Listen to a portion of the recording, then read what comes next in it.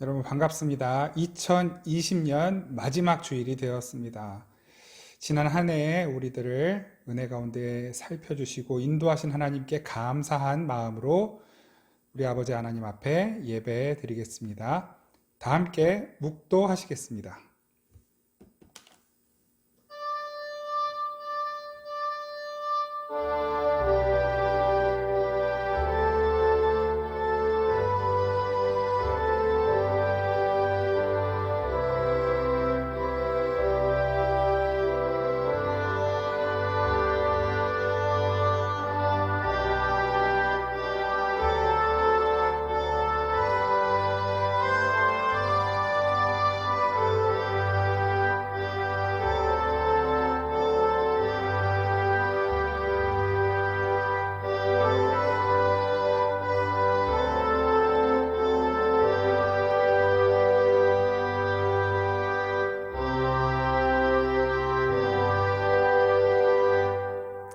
하나님 아버지 참으로 감사드립니다. 지난 한 해 동안 저희들의 모든 삶을 지켜주시고 보호 인도하여 주신 은혜를 감사하며 찬양드립니다. 그 마음으로 중심으로 주님께 예배하는 저희들의 머리 위에 하늘의 은혜를 충만하게 부어주시고 다시 한번 새해를 기다리며 주님의 은혜를 사모하는 심령 가운데 아버지 하나님의 위로와 생명력으로 채워 주옵소서. 감사드리고 우리를 사랑하시는 예수 그리스도의 이름으로 기원하옵나이다. 아멘. 다 함께 찬송가 10장 찬양 드리겠습니다. 찬송가 10장 찬양 드립니다.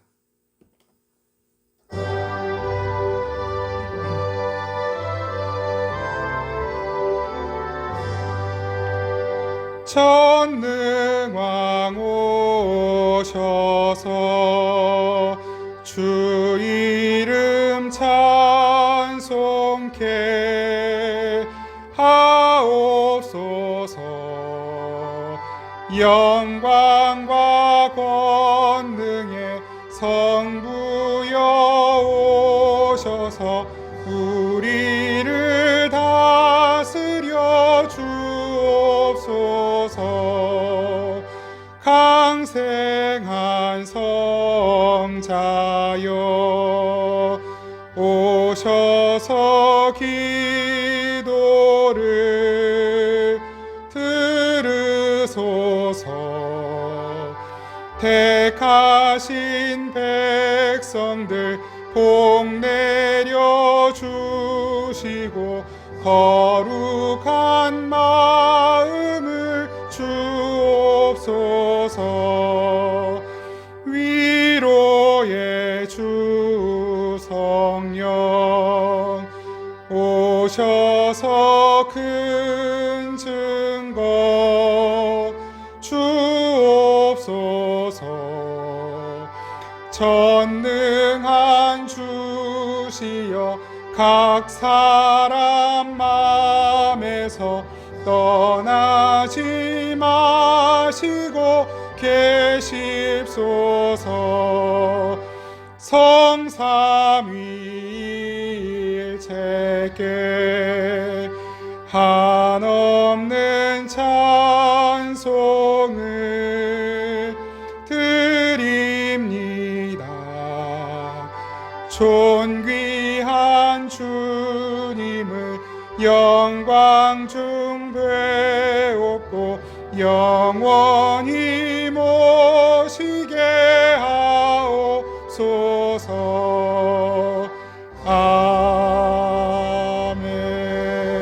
아멘. 지난 한 주간 동안 우리들이 하나님 앞에 지었던 모든 죄와 허물을 침묵으로 고백하며 함께 기도하겠습니다.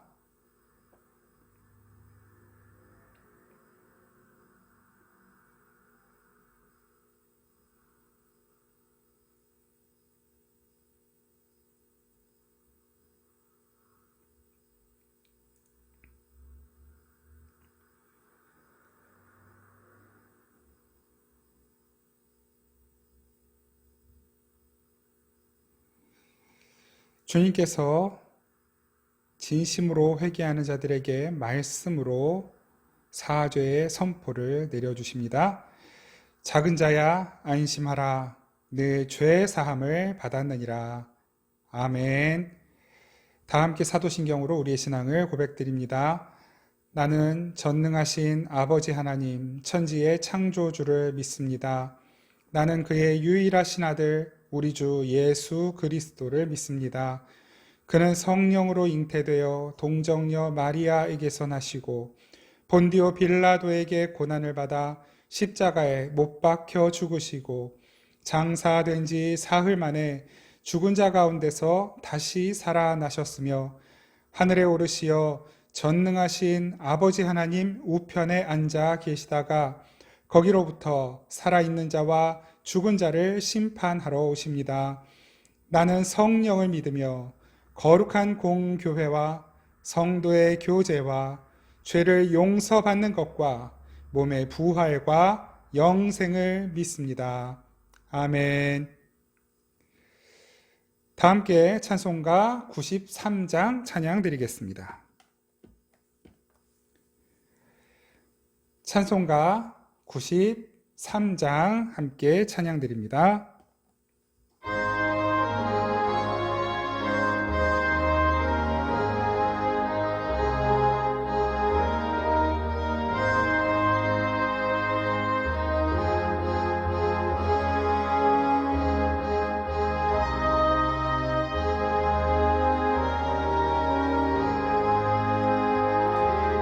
예수는 나의 힘이요 내 생명 되시니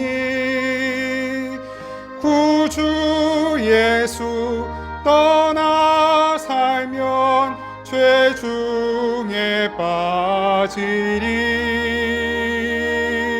눈물이 앞을 가리고 내 맘에 근심 쌓일 때 위로하고 힘주시리 주 예수. 아멘. 예수는 나의 힘이요 내 친구 되시니 근혜를 간구하면 풍성히 받으리 햇빛과 비를 주시니 추수할 곡식 많도다 귀한 열매 주시느니 주 예수. 아멘. 예수는 나의 힘이요 내 기쁨 되시니 그 명령을 준행하여 늘 충성하겠네 주야로 보호하시며 바른 길 가게 하시니 의지하고 따라가리 주 예수. 예수는 나의 힘이요 내 소망 되시니 이 세상을 떠나갈 때 곧 영생 얻으리 한없는 복을 주시고 영원한 기쁨 주시니 나의 생명 나의 기쁨 주 예수.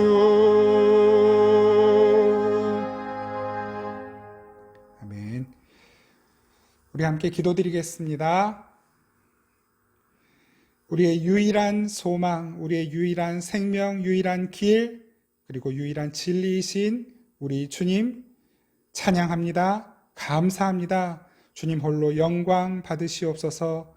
이 한 해 동안 저희들의 모든 삶을 다 지켜보셨고 저희들의 수많은 범죄 가운데에도 용서하시고 은혜로 사랑으로 품어주시며 다시 바른 길 갈 수 있도록 인도해 주신 은혜를 감사하며 찬양드립니다. 부디 2021년 새해도 주님의 인도하신 따라 가기를 원합니다. 이번 한 해보다 내년 새해에 더욱 잘 따라가기를 원합니다. 주여 우리에게 믿음을 더하여 주옵소서. 우리의 믿음 없음을 도와주시고 우리의 연약함을 도와주시옵소서.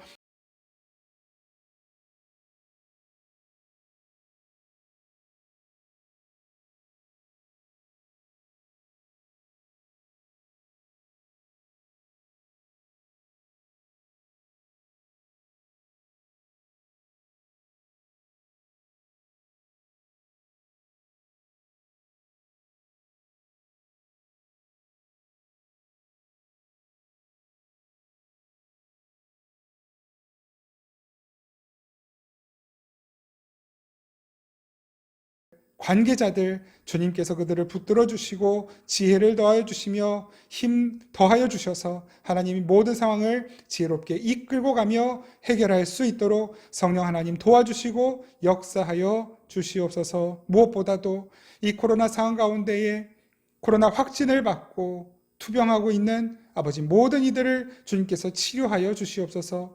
또한 여러 가지 병마로 괴로워하며 고통받고 있는 우리 환우들 주님께서 위로하여 주시고 주의 치유의 능력으로 고쳐 주시옵소서. 하나님, 직장의 문제로 진로의 문제로 지금도 열심히 수고하고 노력하는 우리 귀한 성도들이 있습니다. 그들의 앞길을 예비하신 주님, 그 길을 열어주시고 보여주시옵소서. 불안함과 두려움은 주님 앞에 내려놓고 주께서 인도하시는 그 믿음과 확신 안에서 하나님 이끄시는 대로 따라 순종하는 아버지 삶으로 나아갈 수 있도록 도와주시고 하나님 새롭게 열어주시는 장으로 그 발을 내딛고 하나님이 이끄시는 형통의 길을 걸어가는 새해가 될 수 있도록 은혜 베풀어 주시옵소서. 공부하는 우리 자녀들 하나님 필요한 지혜를 허락하여 주시고 왜 공부하는지, 이 공부가 나의 삶에 무슨 뜻이 있고 의미가 있는지를 잘 헤아리고 하나님 지금 우리를 부르신 그 자리, 우리 자녀들을 부르신 그 학업의 자리에서 최선을 다하며 앞으로의 길들을 주님께서 열어주실 것을 믿고 순종하며 나아갈 수 있도록 더하여 힘을 더하여 주시옵소서. 무엇보다도 하나님 참으로 귀한 인생의 귀한 만남이 이들에게서 끊어지지 않도록 좋은 인생의 선배 또한 친구 또한 스승을 만날 수 있도록 주님 만남의 복을 허락하여 주시옵소서. 하나님 참 힘들고 어려운 과정 또한 삶 속에서도 주님을 사랑하고 신뢰하고 의지함으로 주님이 나의 전부이십니다 고백하는 믿음으로 예물 드리는 귀한 손길들 기억하여 주시고 하나님 그 전대가 비지 않도록 더욱 차고 넘치도록 은혜 베풀어 주옵소서. 내 것을 지키느라 애쓰는 삶이 아니라 주님의 은혜를 나누느라 기뻐하며 만족하며 행복한 삶이 될 수 있도록 저희 모두의 삶을 주님께서 인도하여 주시옵소서. 아버지 하나님 앞에 나아갑니다. 그 말씀 앞으로 나아갑니다. 주의 진리를 가르쳐 주시고 주의 지혜로 주의 말씀의 뜻을 깨닫는 은혜를 허락하여 주옵소서. 이 예배 마칠 때까지 오직 하나님 한 분 홀로 영광 받아주시고 성령께서 친히 인도하여 주시기를 간절히 원하고 감사드리며 우리를 사랑하시는 예수 그리스도의 이름으로 기도드립니다. 아멘. 우리 하나님 말씀 함께 보겠습니다. 하나님의 말씀은 요한복음 17장 11절부터 13절까지 말씀입니다. 요한복음 17장 11절부터 13절까지 말씀입니다.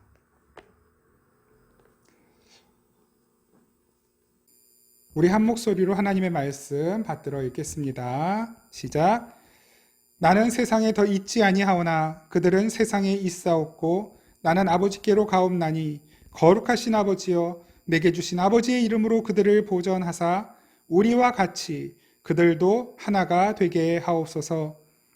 내가 그들과 함께 있을 때에 내게 주신 아버지의 이름으로 그들을 보존하고 지키었나이다. 그 중에 하나도 멸망하지 않고 다만 멸망의 자식뿐이오니 이는 성경을 응하게 함이니이다. 지금 내가 아버지께로 가오니 내가 세상에서 이 말을 하옵는 것은 그들로 내 기쁨을 그들 안에 충만히 가지게 하려 함이니이다. 아멘.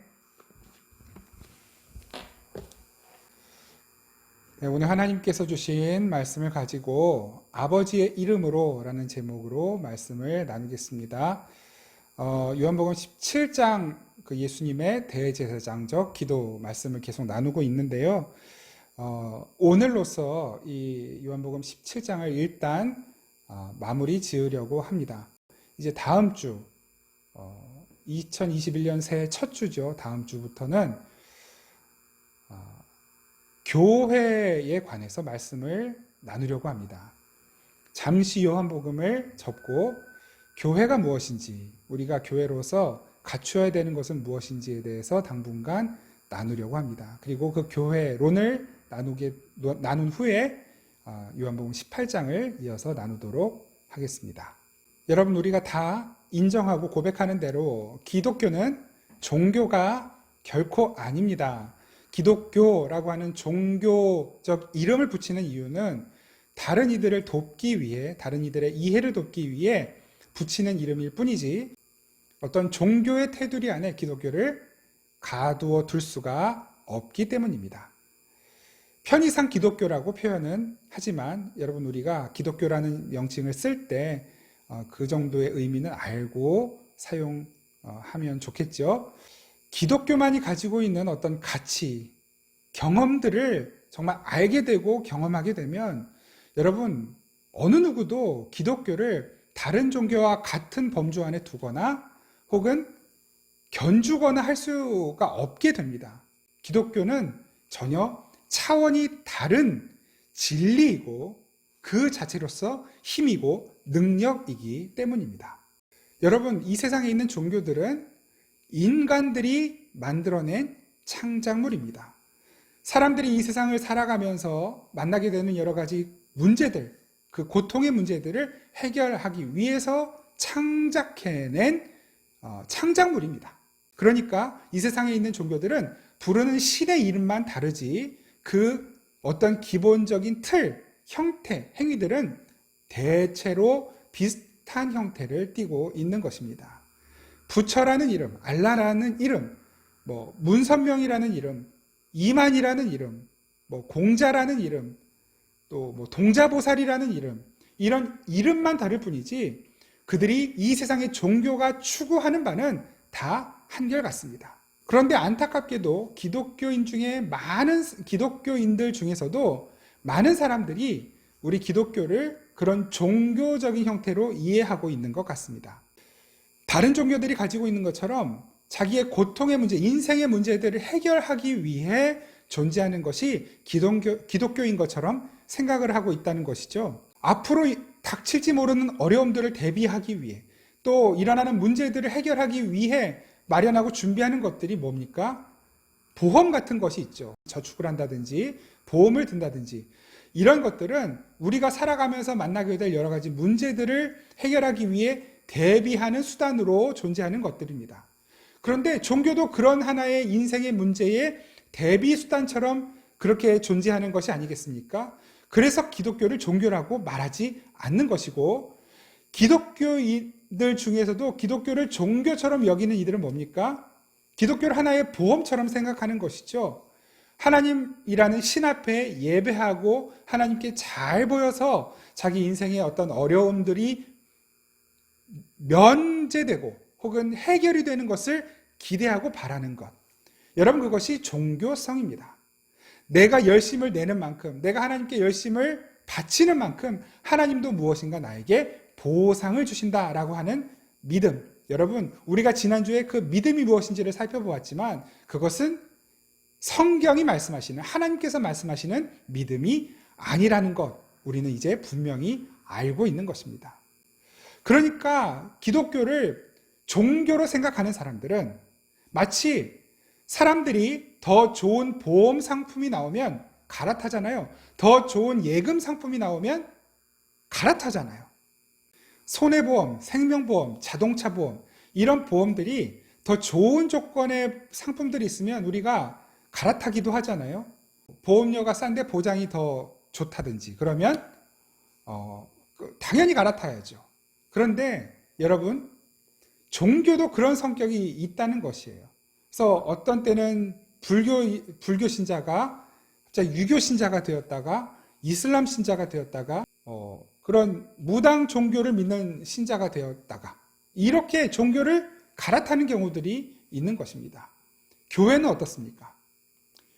이 교회가 더 소위 영빨이 있다 그러면 이 교회로 가고, 저 교회가 더 능력이 있다 그러면 저 교회로 가고, 저기에서 무슨 기적이 나타났다 그러면 그 기도원으로 가고, 마치 나에게 더 좋은 조건을 제시해 주는 증거 혹은 상품 혹은 어떤 논리, 이런 것들이 있으면 얼마든지 갈아타는 거예요. 왜 사람들이 교회에서 만족 못하고 신천지로 갈아탑니까? 거기엔 더 좋은 논리가 있거든요.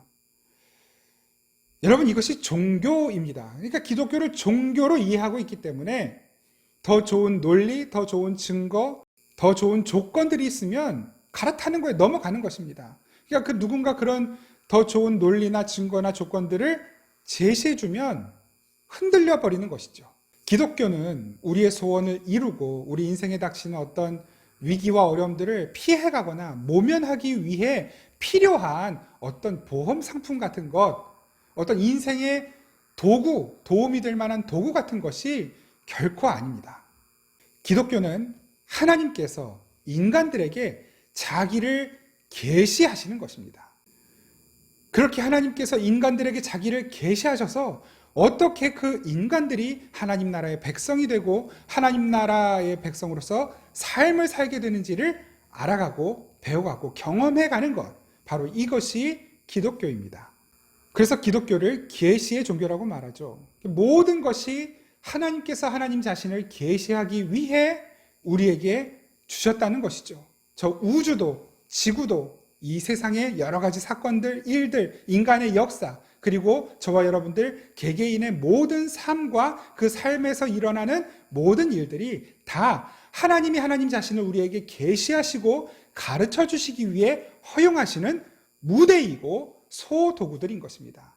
그러니까 우리 기독교인들, 그리스도인들, 소위 성도라고 하는 이들은 우리의 삶을 통해 그리고 이 세상의 역사와 온 자연 만물들을 통해 무엇을 보아야 하냐면 하나님이 자신을 어떻게 계시하고 계시는가, 하나님이 자신의 뜻을 어떻게 드러내고 계시는가를 바라볼 수 있어야 하는 것입니다. 그리고 하나님의 그 자기 계시는 틀림없이 반드시 한 가지 목표 지점을 향해 가게 되어 있죠. 무엇입니까? 거룩함. 그래서 우리들은 그 하나님께서 마련해 두신 무대와 그 소도구들을 통해 하나님께서 죄를 어떻게 다루어 가시는지, 그리고 우리 안에 있는 죄가 어떻게 해결이 되었는지, 하나님께서 그 죄를 어떻게 다루셔서 그 죄를 해결하신 결과로 주어지는 구원과 영생이 어쩌다가 우리의 것이 되었는지를 경험하고 알아가는 것입니다. 하나님이 그 거룩함을 이루어 가시는 것을 보여주시는 무대, 그 도구들이 바로 이 세상이고 온 우주이고 그리고 바로 저와 여러분들의 인생인 것입니다. 다시 말해서 저와 여러분들의 삶을 통해 일어나는 모든 일들은 그 하나님의 거룩함을 깨달아가고 배워가고 닮아가는 과정인 것이고, 그리고 하나님은 그 거룩함을 완전히 완성해 내시는 것, 완성해 내시고야 마는 것입니다. 무엇을 통해? 저와 여러분들의 삶을 통해서. 그래서 기독교를 계시의 종교라고 말하는 것입니다. 그 죄, 구원, 영생, 하나님 나라가 무엇인지에 관심도 없고 그것과는 무관하게 어떻게 하면 이 세상에서 조금 더 나은 삶을 살 수 있을까? 어떻게 하면 이 세상에서 더 잘 살아남을 수 있을까? 어떻게 이 세상에서 나의 뜻을 더 잘 이루어 갈 수 있을까를 고민하면서 그것을 위하여 하나님을 소비하고 소모하려고 하는 이들을 어떻게 성도라고 부를 수 있겠습니까? 그들에게 어떻게 교회라는 이름을 붙일 수 있겠습니까? 성도는, 교회는 그렇게 하나님의 자기 계시를 이루시기 위하여 우리에게 허락하신 인생이라는 무대를 하나님의 뜻에 맞추어 살아가는 자들을 성도라고 말하는 것이고, 그런 성도들의 삶을 신앙생활이라고 말하는 것입니다. 그래서 그 성도들의 삶 자체가 예배가 되는 것이고, 그 성도들의 삶이 선교가 되는 것이고, 그 삶 자체가 봉사이며 섬김이며 교제이며 또 하나님 나라를 보여주고 가르치는 교육이 되는 것입니다. 어떤 조직이나 공동체, 교회가 만들어낸 프로그램, 어떤 행위가 예배이고 선교이고 섬김이고 교육이 아니라 바로 우리의 삶 자체가 하나님의 거룩함을 알아가고 배워가고 순종하며 살아가는 그 삶 자체가 예배이고 선교가 되는 것이고 섬김이 되는 것이고 가르침이 되는 것입니다. 이렇게 하나님께서 허락하신 모든 피조물들, 그리고 저와 여러분들의 삶을 통해 계시하시는 그 자기 계시를 요한복음 17장에서도 너무나 많이 말씀해 주고 계십니다. 먼저 요한복음 17장 6절 말씀 한번 보겠습니다. 요한복음 17장 6절입니다. 제가 한번 읽겠습니다. 세상 중에서 내게 주신 사람들에게 내가 아버지의 이름을 나타내었나이다. 그러니까 하나님께서 자기를 계시하셨다는 거예요. 누구에게? 누구를 통해서? 예수 그리스도를 통해, 예수 그리스도의 삶을 통해 여호와의 이름, 하나님의 이름이 나타났다는 것입니다. 하나님이 자기를 계시하셨다는 것이죠. 그들은 아버지의 것이었는데 내게 주셨으며 그들은 아버지의 말씀을 지키었나이다. 이 말씀을 전에도 한번 설명해 드린 적이 있는데요. 그러니까 그 하나님의 자기 계시가 예수 그리스도를 통해 나타났고, 그것이 누구에게 나타났냐면 바로 하나님의 백성들, 이 본문 안에서는 예수님의 제자들이죠. 그 제자들에게, 그리고 더 그 범위를 넓히면 유대인들에게, 그리고 세상 사람들에게 예수 그리스도를 통해 하나님의 이름이, 하나님의 뜻이, 하나님의 성품이, 하나님의 능력이 계시되고 나타났다. 그리고 하나님의 백성들은 바로 그것을 알아들었다라고 말씀하시는 것입니다. 그리고 오늘 우리가 이 본문에서 주목해 보아야 할 표현이 바로 아버지의 이름이라고 하는 표현인데요. 아버지의 이름, 바로 하나님의 이름이죠. 왜 하나님을 나타냈다, 하나님의 능력을 나타냈다, 혹은 하나님의 성품을 나타냈다, 하나님의 뜻을 나타냈다라고 표현하지 않고 하나님의 이름, 아버지의 이름을 나타내었나이다 라고 예수님이 고백하고 계시는 것일까요? 여러분, 그 이름이라고 하는 표현 속에 그 모든 것이 다 포함되어 있기 때문입니다. 그 이름이라고 하는 것은 단지 어떤 명패, 타이틀만을 말하는 것이 아니라 어떤 속성을 말하는 것이죠. 그래서 아버지의 이름으로 라고 했을 때에는 바로 그 아버지의 성품, 아버지의 능력, 아버지의 뜻, 사랑, 계획, 이 모든 것들이 다 포함되어 있는 것입니다. 바로 그것을 아버지의 이름이라고 표현하고 계시는 것입니다. 우리도 그래서 이런 표현을 쓰잖아요. 명성이 자자하다, 유명하다. 이게 다 이름에 관한 것이잖아요. 어디 식당에 갔는데 그 집 음식이 맛있었어요. 그럼 뭘 가지고 나옵니까? 그 집 이름을 알아내죠. 이름. 요즘 전 세계적으로 아주 유명한 우리 대한민국 그룹이 하나 있죠. BTS, 방탄소년단인데요. 방탄소년단 그 이름만 되면 사람들이 막 환호해요. 왜 환호합니까? 방탄소년단 하면, 그러니까 사람들이, 그 방탄소년단을 좋아하는 사람들이 그 이름을 들었을 때 그들이 부른 노래, 그들의 어떤 춤, 그들의 메시지, 이런 것들을 훅 받아들이는 거예요. 그걸 내 안에 있는 그 어떤 이미지들을 끌어내는 것이죠. 그래서 방탄소년단 하면 환호하고 박수치고 좋아하는 것입니다. 그게 이름이에요, 이름. 야곱이 야복나루에서 천사와 씨름했습니다. 그 씨름이 끝난 후에 야곱이 뭘 요구합니까? 당신의 이름을 나에게 주십시오. 그래요. 당신의 이름을 나에게 주십시오. 무슨 말입니까? 야곱은 자기 실력으로 이긴 게 아니라는 걸 알아요. 그 이름, 당신의 그 능력, 당신의 속성과 성품을 내가 품고 살고 싶습니다. 이 말이거든요. 그래서 이름을 요구하는 것입니다. 솔로몬이 잠언 18장 10절에서 이렇게 말씀합니다. 제가 한번 읽어보겠습니다. 여호와의 이름은 견고한 망대라. 의인은 그리로 달려가서 안전함을 얻느니라. 여러분, 왜 솔로몬은 여호와가 견고한 망대라고 말하지 않고 여호와의 이름은 견고한 망대라고 말할까요? 그 이름이 가지고 있는 속성 때문입니다. 다윗은 시편 124편에서 이렇게 고백합니다. 124편 7절 8절 우리의 영혼이 사냥꾼의 올무에서 벗어난 새같이 되었나니 올무가 끊어짐으로 우리가 벗어나도다. 우리의 도움은 천지를 지으신 여호와의 이름에 있도다. 여기서도 그러죠. 우리의 도움은 천지를 지으신 여호와께 있도다 하지 않고 여호와의 이름에 있도다. 그러니까 이 다윗이 살아오면서 경험했던 모든 하나님에 대한 기억과 경험과 추억들과 그 성품과 속성과 능력, 그 뜻, 하나님의 인도하심이 그 이름이라고 하는 단어 속에 들어가 있는 것입니다. 그래서 여호와의 이름이 능력이라고 고백하는 것이고 그 여호와의 이름 때문에 올무에서 벗어나 자유함을 얻었다라고 말하는 것이고 솔로몬은 그 여호와의 이름이 바로 우리가 가서 안전히 거할 수 있는 망대다라고 표현하는 것입니다. 그러니까 여러분, 이게 믿음이라는 것이 얼마나 중요한 것입니까? 하나님을 바로 믿고 제대로 믿는 것, 바로 그것이 진짜 우리의 생명이고 안정감이 돼요. 그런데 여호와 하나님을, 예수님을 엉뚱하게 엉터리로 믿고 엉뚱한 기억만 가지고 있고 여호와의 성품, 하나님의 성품을 엉뚱하게 이해하고 있는 사람들은 그 이름을 부를 때 엉뚱한 이름을 부르는 것이 될 수밖에 없는 것입니다. 여러분, 하나님께서는 그런 하나님의 성품, 속성, 그 뜻, 그 능력, 여호와의 이름을 어디에 두는지 아십니까? 우리 열왕기상 11장 한번 찾아보겠습니다. 열왕기상 11장 36절.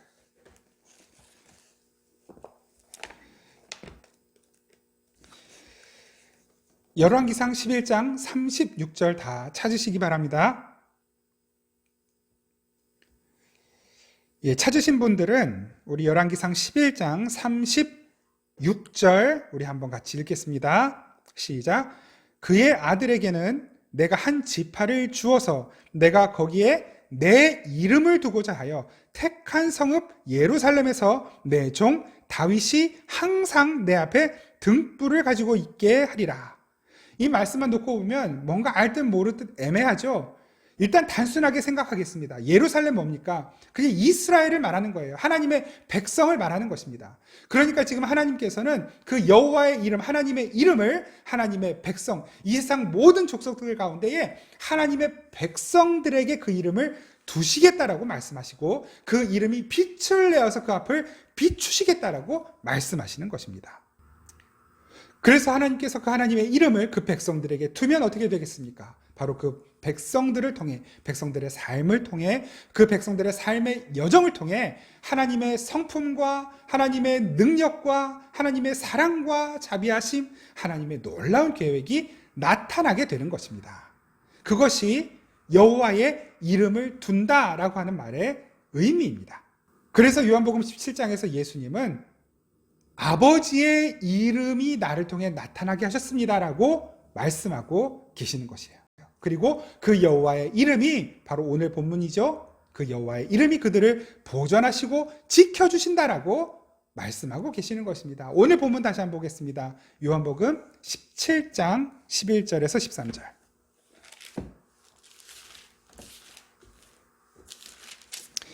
요한복음 17장 11절에서 13절 같이 한번 읽어보겠습니다. 시작. 나는 세상에 더 있지 아니하오나 그들은 세상에 있사옵고 나는 아버지께로 가옵나니 거룩하신 아버지여 내게 주신 아버지의 이름으로 그들을 보존하사 우리와 같이 그들도 하나가 되게 하옵소서. 내가 그들과 함께 있을 때에 내게 주신 아버지의 이름으로 그들을 보존하고 지키었나이다. 그 중에 하나도 멸망하지 않고 다만 멸망의 자식뿐이오나 이는 성경을 응하게 하려 함이니이다.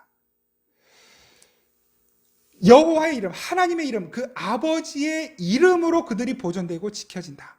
그런데 어디까지 보존하고 지켜지냐면 다 멸망의 자식들인데 그 한 사람도 그들 중에 멸망당하지 않고 다 그 생명이 보존되고 지켜졌다라고 말씀하시는 것입니다. 할렐루야. 여러분, 도대체 예수님께서 어떻게 사셨길래 그 여호와의 이름이 나타나고 그것이 능력이 되고 그것이 하나님의 백성들을 보존하는 놀라운 능력으로 나타나게 되었습니까? 예수님의 온 삶은 어떤 삶이었습니까? 하나님의 뜻에 철저하게 순종하고 복종하는 삶이었습니다.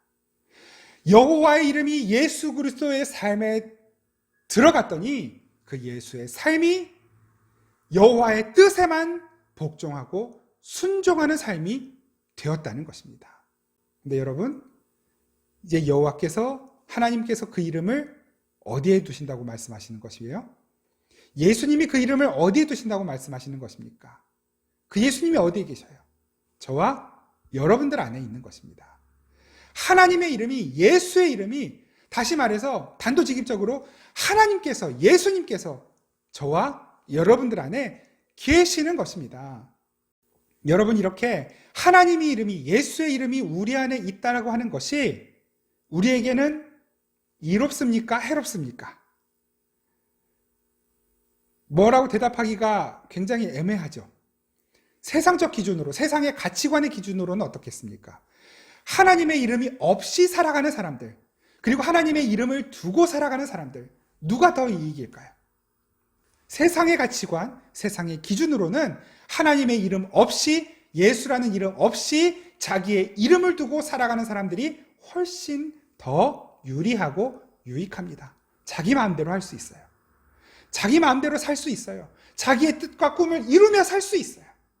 그런데 그렇게 살아가던 이들에게 여호와의 이름, 예수의 이름이 들어와 정착하면 이제는 자기의 뜻을 내려놓아야 돼요. 자기의 꿈을 내려놓아야 해요. 이제는 하나님이 주시는 꿈을 꾸어야 하고 하나님이 세우시고 말씀하시는 뜻이 나를 지배하고 정복하고 다스려야만 해요. 그리고 그 이름을 둔 사람들은 바로 그 하나님의 뜻에 순종하며 살아가야만 하게 되는 것입니다. 하나님의 이름이 그 사람 안에 정착하고 정복하기 시작하면 그 백성들은 순종하며 살게 됩니다. 이스라엘 백성들이 바로 그 삶을 그대로 보여주었죠. 하나님의 뜻에 순종할 때에는 하나님의 은혜와 하나님의 능력이 그들을 보호하시고 지키셨고, 그들의 힘으로, 자기의 힘으로, 자기 실력으로, 능력으로 살아가려고 할 때에는 하나님께서 그들을 때려서라도, 무릎을 꿇려서라도, 다리를 부러뜨려서라도 그들이 하나님 앞에 무릎 꿇게 만드셨습니다. 순종하게 만드신 것입니다. 그런데 이제는 바로 그 이스라엘 백성들의 삶의 여정이 누구의 삶이라는 것입니까? 예수의 삶이었고, 그 예수의 삶이 저와 여러분들의 삶이 되는 것입니다. 그러니까 이건 우리에게 유익한 것입니까? 불리한 것입니까? 세상의 가치관으로는 틀림없이 불리해 보입니다. 그러나 진짜 이 순종함으로 인하여 누려지는 자유함과 다윗의 고백처럼 사냥꾼의 올무에서 벗어난 새와 같은 자유함과 기쁨은 오직 하나님의 뜻에 순종하는 자들에게만 주어지는 것입니다.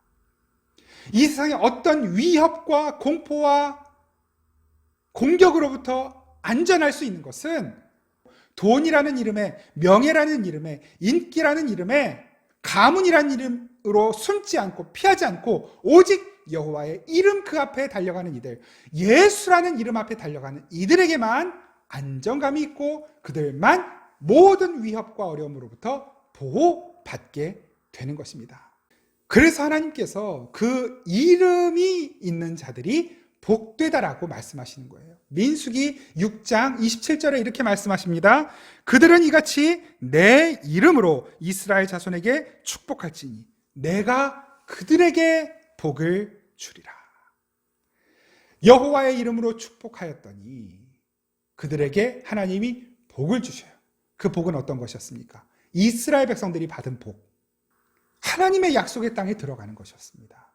하나님이 보장하신 하나님의 생명력을 누리는 것이었습니다. 만약에 그들에게 하나님의 이름이 없었다고 한다면, 하나님이 내리시는 복이 없었다고 한다면 어떤 삶을 살았을까요? 애굽 땅에서 파라오를 신으로 섬기면서 그들의 종노릇 하면서 그들이 주는 음식을 먹고 그들이 시키는 일을 하며 살았을 것입니다. 하나님은 그들에게서 하나님의 백성을 끄집어 내셨습니다. 내 백성들아 거기에서 나와라. 그 이집트에서 애굽 땅에서 나와라. 사람이 신이 되어 있고 물질이 신이 되어 있고 우상이 신이 되어 있는 그 땅에서 나와라. 그것이 하나님 백성이 받은 복입니다. 그리고 이것이 바로 저와 여러분들이 받은 복입니다.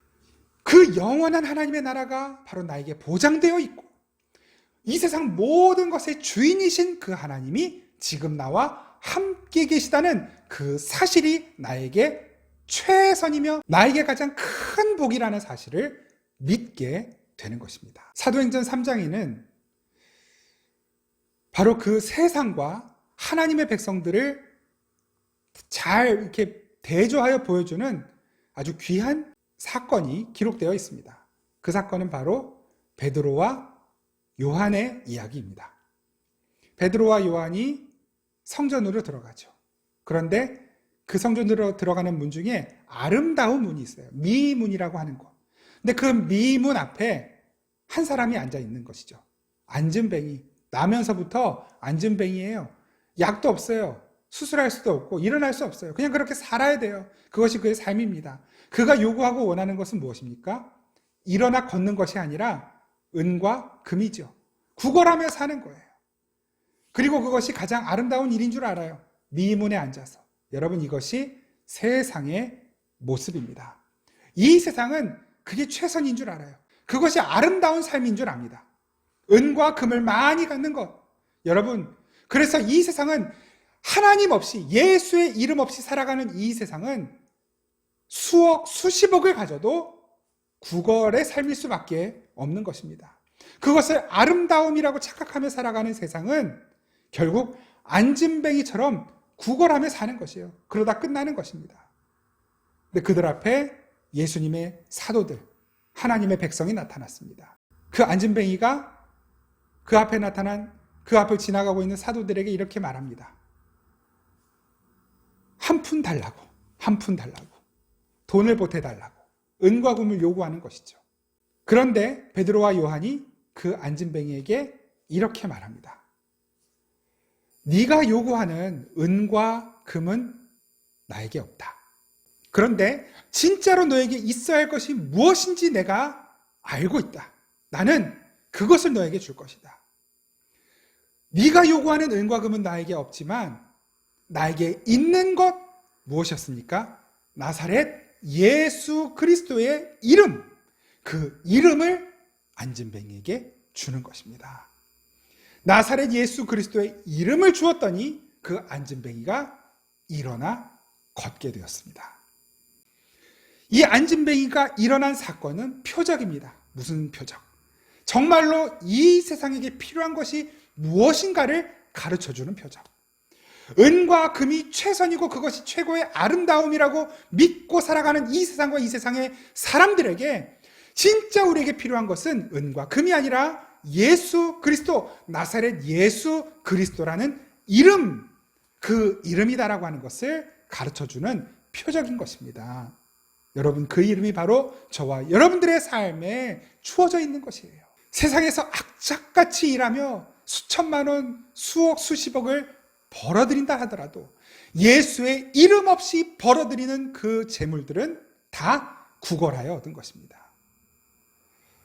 그러나 예수 그리스도의 이름을 가지고 살면서 성실하게 일하고 벌어들이는 그 모든 은과 금은 무엇입니까? 그것은 하나님의 은혜의 선물인 것이죠. 건강한 몸으로 최선을 다하며 살아도 예수의 이름 없이 살아가는 그 건강한 삶은 앉은뱅이의 삶입니다. 그러나 혹여라도 몸에 장애가 있고 고칠 수 없는 병이 있다 하더라도 예수의 이름으로 살아가는 그 삶은 영원한 삶을 살아가는 이 세상의 어느 누구보다도 강건한 삶인 것입니다. 가장 복된 삶인 것입니다. 저와 여러분들에게 진짜 필요한 것은 은도 금도 아니고 인기도 명예도 아니고 성공도 아닙니다. 안정적이고 보장된 앞날 노후가 아닙니다. 모세는 모든 것을 다 가져보았던 사람이죠. 40세가 될 때까지 이집트의 왕자로 살았습니다. 모든 은금을 자기 마음대로 쓸 수 있었고 건강한 몸이 있었습니다. 얼마나 건강했는지 사람을 한 대 쳤더니 죽어 나자빠졌어요. 그만큼 강한 힘이 있었습니다. 그런 모세가 광야로 내쫓기듯 도망칩니다. 그 광야에서 40년을 은금 없이, 이 강한 몸 어디 쓸 데 없어요. 그냥 양이나 치며 사는 거예요. 80세 노인이 되었습니다. 힘도 없어요. 앞으로 삶에 대한 어떤 소망도 특별히 없어요. 그냥 이렇게 살다 죽는 거예요. 그런데 그런 모세 앞에 하나님이 나타나시는 거예요. 모세를 부르십니다. 모세야. 불타는 떨기나무 아래. 분명히 나무에 불이 붙었는데 타질 않아요. 하나님의 불이죠. 성령의 불이에요. 그 성령께서 모세의 이름을 부르십니다. 모세가 그 앞에 나갑니다. 신발 벗어라.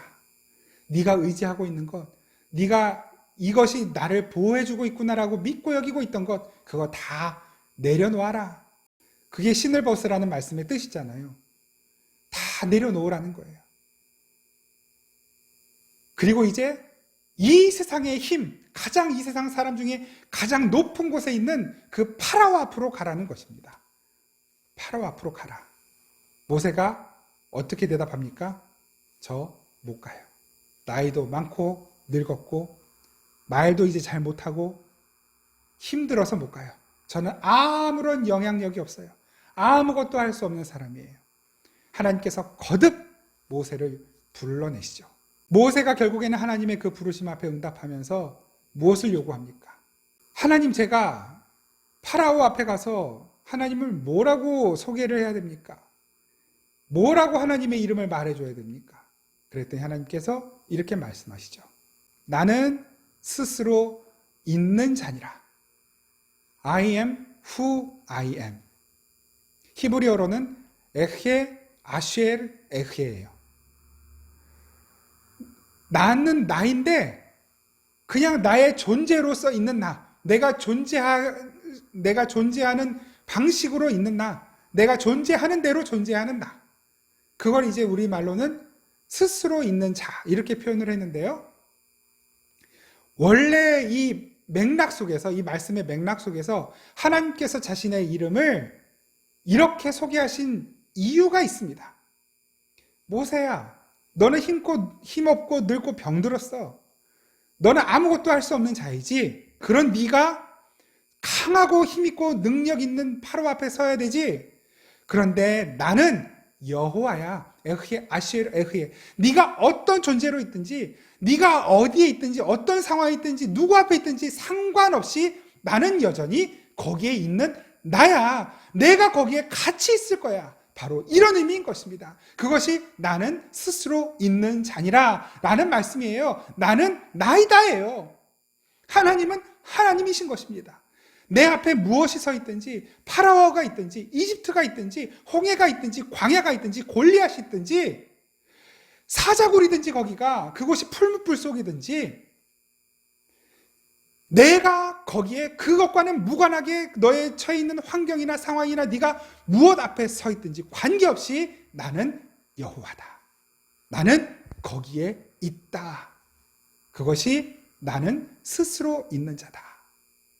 하나님께서 소개하신 하나님의 이름입니다. 에흐에 아쉘 에흐에. 그 말을, 그 철자를 한 글자씩 이니셜만 따가지고 붙여놓은 게 뭐냐면 그게 야훼예요. 여호와, 야훼. 여호와라는 이름입니다. 그것이 바로 그 이름 안에 하나님의 속성, 하나님의 성품과 능력과 뜻과 계획과 하나님의 완전하심이 들어있는 것입니다. 그것이 여호와의 이름이며 아버지의 이름인 것입니다. 그리고 예수님께서는 바로 그 아버지의 이름으로 저들을 보존하셨고 지키셨습니다. 앞으로 하나님 그 이름으로 저들을 보존하여 주시고 지켜주십시오. 아버지 나에게 그렇게 하셨듯 아버지 저들에게도 그 아버지의 이름을 드러내시고 그 이름으로 저들의 삶을 보존하여 주시고 지켜주십시오. 이것이 예수님의 기도인 것입니다. 여러분, 우리는 2020년 한 해 동안 그동안 한 번도 경험해 보지 못한 엄청난 산 앞에 가로막혀 있는 것 같았습니다. 코로나 바이러스. 눈에 보이지도 않는 그 바이러스가 우리 온 세계 사람들의 삶을 꽁꽁 묶어 두었습니다. 여러분, 현실적으로는 사람이 너무 무기력하게 느껴집니다. 우리가 하나님의 이름을 부르며 기도해도 마치 하나님이 별로 응답하시지 않는 것처럼 불안하고 두려운 시간들을 보내고 있습니다. 2021년 지금보다 더 나아질 거라는 기대를 갖고 계십니까? 어쩌면 현실적으로는 더 어려워질 수 있어요. 정치적으로 더 혼란스러워질 여지가 더 많죠. 경제적으로 어떻게 될지 몰라요. 이상현상들이 너무나 많이 일어나잖아요. 코로나 바이러스 진정될까요? 백신이 개발되었고 실제 이제 접종이 시작되었지만 여러분, 그것으로 백신 그 코로나를 다스렸다고 문제가 다 해결되는 것일까요? 또 다른 질병이 생기진 않을까요? 또 다른 문제들이 생기진 않을까요? 우리는 아무것도 알 수 없습니다. 아무것도 알 수도 없고 아무것도 할 수가 없는 사람들인 것입니다. 그러면 하나님은 계시지 않는 것입니까? 아닙니다. 우리의 상황이나 환경이 어떠하든지 코로나라는 큰 산이 앞을 가로막고 있어도, 물질 만능주의가 앞을 가로막고 있어도, 인본주의가 앞을 가로막고 있어도, 우상숭배가 앞을 가로막고 있어도, 어떤 큰 산이 앞을 가로막고 있는 것 같아도, 안개 속처럼 보이지 않는 것 같은 미래라 할지라도 여러분, 하나님은 여기에 우리와 함께 계십니다. 나는 스스로 있는 자니라. 네가 어떤 상황, 어떤 형편에 있든지 관계없이 너와 함께하고 있는 그 하나님이다. 여러분, 하나님의 통제를 벗어난 일은 아무것도 없습니다. 이 모든 상황과 사건들과 일들을 통해 하나님은 지금 우리에게 무엇인가를 가르쳐주고 계시는 것입니다. 정말 우리가 바라봐야 하는 것은 코로나가 해결되고 극복되는 그 지점을 바라보는 것이 아니라 훨씬 그 너머에 있는 영원한 하나님 나라를 바라보고 소망함으로 지금 이 시간들을 이겨내야 하는 것이고, 경제적인 불안함과 두려움, 정치적인 불안함과 두려움이 극복되고 해결되기를 기대하고 꿈꾸는 것보다 훨씬 더 중요한 것은 바로 그 너머에 하나님의 영원하심, 하나님의 유일하심, 하나님의 능력이 있고 둘을 하나로 만드신 예수 그리스도의 십자가가 있으며 그 십자가의 권세와 능력이 반드시 저와 여러분들, 우리 하나님의 백성들로 하여금 하나님이 원하시는 그 자리에 반드시 있게 하신다라고 하는 것. 여러분, 그것을 믿고 바라봄으로 이 안개와 같은 이 상황을 한 걸음 한 걸음 뚫고 지나가면 되는 것입니다. 하나님의 백성, 그 하나님이 이름을 두신 곳, 그 하나님의 백성들의 삶에는 지금 그 일이 하나하나 완전하게 착착착착착착 하나님의 계획대로 이루어져 가고 있는 것입니다. 그러므로 여러분, 불안해하지 마시고 두려워하지 마십시오. 혹시 불안함과 두려움이 간혹 찾아오더라도 그때 여호와의 이름을 부르십시오. 예수의 이름을 부르십시오. 그 이름에 승리가 있습니다. 그 이름이 우리를 이 모든 불안함과 두려움으로부터 건져내실 것이고, 그 완전한 하나님의 나라를 향하여 갈 수 있는 힘을 더하실 것이고, 능력과 지혜와 믿음을 더하여 주실 것입니다. 2020년 한 해 하나님께서 그 은혜로 우리를 붙들어 주신 것처럼 앞으로도 하나님께서 인도하실 것을 믿고 나아가는 저와 여러분들 될 수 있기를 간절히 바랍니다. 우리 함께 찬양 드리겠습니다. 어떤 분들은 이 찬양을 좀 잘 모르실 수 있겠지만 이 찬양의 가사와 메시지에 좀 우리가 집중하면서 우리와 함께 계신 하나님께 찬양 드리겠습니다.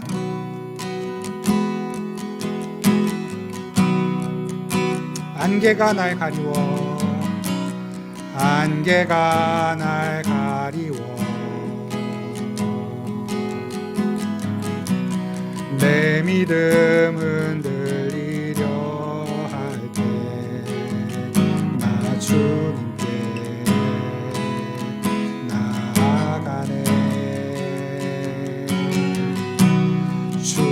푸른 산 같아서 여전히 그 자리에 계셔 눈을 들며 거인이라 날 위한 그 삶 주는 나의 도움이시며 주의 계획 영원하시네 주의 위엄 앞에 믿음으로 순종해 예배드리리 주님께서 날 이끄시며 주가 항상 함께 하시네 주의 사랑 안에 믿음으로 순종해 예배드리리 주는 나의 도움이시며 아멘 주의 계획 영원하시네 주의 위엄 앞에 믿음으로 순종해 예배드리리 주님께서 날 이끄시며 아멘 주가 항상 함께 하시네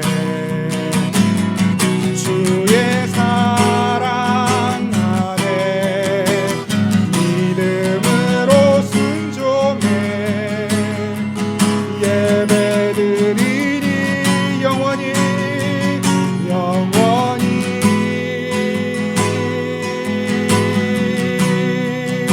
우리 함께 기도하겠습니다. 지금도 우리와 함께 계시고 앞으로도 우리와 함께 계시는 하나님 우리가 어떤 상황 환경 가운데 있든지 우리를 보호하시고 인도하시는 주님을 찬양하면서 하나님께 나의 삶 전부를 맡겨드립니다. 주님 역사해 주옵소서 주님 도와주시옵소서 우리 함께 기도하겠습니다. 할렐루야 살아계신 아버지 하나님 찬양합니다. 지난 한 해 동안 우리의 삶을 가장 완전한 길로 인도하셨고 가장 선하게 이끄신 주님을 찬양합니다. 우리의 불신앙과 우리의 불안함과 우리의 두려움이 하나님의 인도하심을 거부하고 거절하였으며 아버지 하나님을 신뢰하지 못하게 하였을지라도 여전히 하나님 우리를 붙드셨고 하나님 우리를 다시 한번 바른 믿음의 길로 이끄셨습니다. 하나님 다시 한번 주님 손에 우리의 삶을 부탁드립니다. 언제나 어디서나 무엇을 하든지 항상 우리와 함께 계시는 주님 우리가 어떤 상황 어떤 환경 가운데 있을지라도 아버지 우리를 도우시고 인도하시며 지키시는 주님을 신뢰합니다. 그 하나님께 우리의 삶을 나의 삶을 전부 맡겨드리오니 주여 이 부족하고 연약한 나의 삶을 받아주시고 하나님의 선하신 뜻대로 인도하여 주시옵소서 하나님의 뜻대로 이끌어 주옵소서 그 하나님께서 만드시고자 하는 가장 아름답고 선한 그 완성의 자리까지 하나님 우리가 가기까지 주님 순종하며 주의 뜻대로 따라가기를 원합니다. 믿음 더해주시고 하나님 우리 안에 주님을 향한 그 소망이 더욱 견고해지도록 주여 말씀으로 우리를 다스려 주시옵소서. 하나님을 신뢰합니다. 하나님을 찬양합니다. 할렐루야 감사합니다.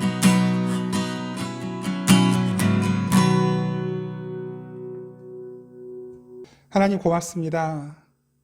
하나님은 우리가 어떤 상황, 어떤 환경 가운데 있든지, 우리가 어떤 형편에 처하든지, 우리가 어떤 마음을 가지고 있든지, 우리의 상태가 어떠하든지 무관하게 항상 거기에 계시고, 우리와 함께 계시고, 우리를 도우시고, 힘주시며, 우리의 안정감이 되시고, 우리의 피할 바위가 되시고, 요새가 되시며, 우리의 승리가 되시니 감사드립니다.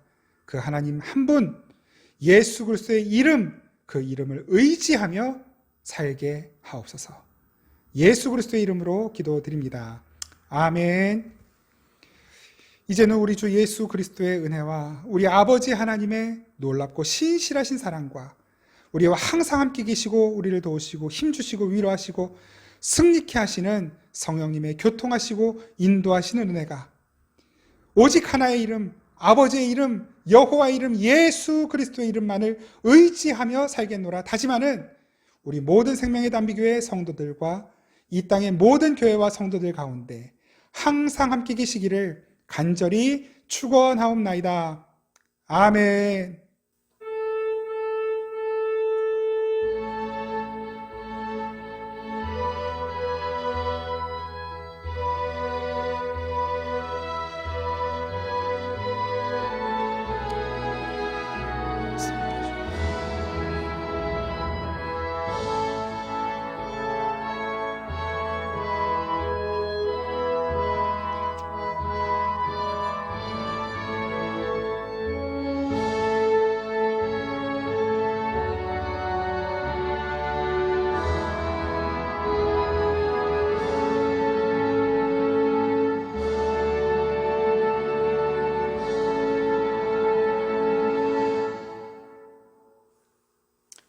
(2020년) 우리 마지막 주일 예배를 드렸습니다.